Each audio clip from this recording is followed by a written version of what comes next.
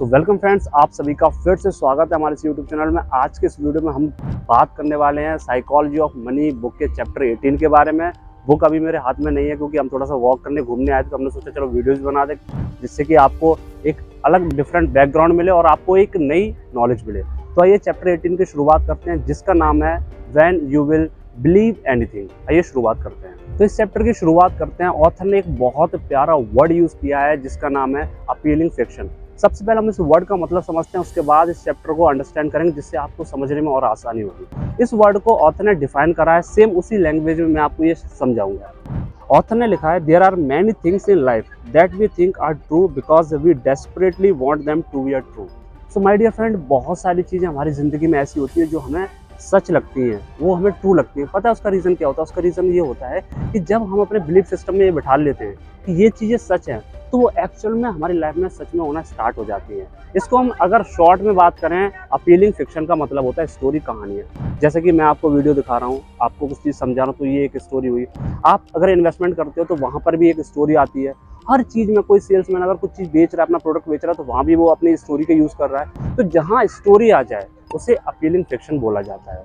तो आई होप कि आपको समझ में आया हो वर्ड का मतलब कि अपीलिंग फिक्शन का मतलब क्या होता है। Appealing fiction is all about telling story, हर तरह की स्टोरी।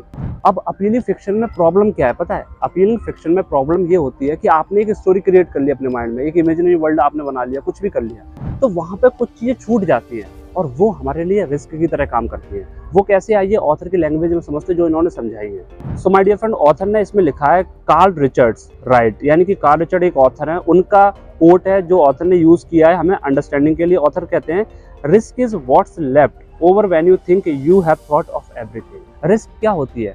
जब हमें लगता है कि हमने सारी चीजें सोच ली, तो सारी चीजें सोचने के बाद कुछ चीजें रह जाती हैं, उनको रिस्क बोला जाता है। और यही होता है अपीलिंग फिक्शन में। अपीलिंग फिक्शन में क्या होता है कि आपने एक स्टोरी क्रिएट कर ली। अब जब आपने स्टोरी क्रिएट कर ली, इट डजंट मीन कि आपने सारी की सारी चीजें कवर करी हैं। जो चीजें छूट गई वो सारी चीजें माय डियर फ्रेंड उनको बोला जाता है रिस्क। जैसे मैं आपको एग्जांपल देता हूँ। अब आप सपोज करो आप बाइक से कहीं घूमने जा रहे हो, अपनी गर्लफ्रेंड को कहीं घुमाने ले जा रहे हो। अब वहाँ पे एक, अब क्या स्टोरी हम क्रिएट कर सकते हैं? नॉर्मली एक लड़का जब अपनी गर्लफ्रेंड को कहीं घुमाने ले जाता है तो क्या स्टोरी क्रिएट करता है? बढ़िया बाइक से जाएंगे, हेलमेट का यूज़ नहीं करेंगे, चश्मा लगा हुआ है, पीछे गर्लफ्रेंड बैठी हुई है और बाइक बढ़िया स्पीड में जा रही है, कोई रूल्स फॉलो नहीं कर रहे हैं और बढ़िया हवाएं चल रही है, तो एक अलग ही दुनिया में खो जाते हैं। तो ये एक स्टोरी क्रिएट करी। अब इसमें क्या गैप हुआ? गैप क्या हुआ कि आपने हेलमेट यूज़ नहीं किया। अगर आप हेलमेट यूज़ करते तो रिस्क फैक्टर दूर हो जाता। हेलमेट यूज़ नहीं किया, ये एक रिस्क फैक्टर की तरह काम कर गया। तो अपीलिंग फिक्शन का सबसे बड़ा ड्रॉबैक है कि यहाँ पर रिस्क बढ़ जाता है। अब रिस्क को कैसे कम करना, उसके लिए ऑथर ने एक वर्ड का यूज़ किया जिसका नाम है रूम फॉर एरर। ये जो रूम फॉर एरर है, इसके बारे में हमने अपने लास्ट चैप्टर में डिस्कस भी किया था। इसके ऊपर ऑलरेडी हम पूरा चैप्टर कवर कर चुके हैं कि रूम फॉर एरर क्या होता है। Room for error is nothing, ये आपके रिस्क को कम कर देता है। जैसे मैं आपको बताता हूँ, सपोज करो कि आप अपनी इन्वेस्टमेंट करना चाहते हो। अब इसको थोड़ा फाइनेंशियल से लिंक करते हैं।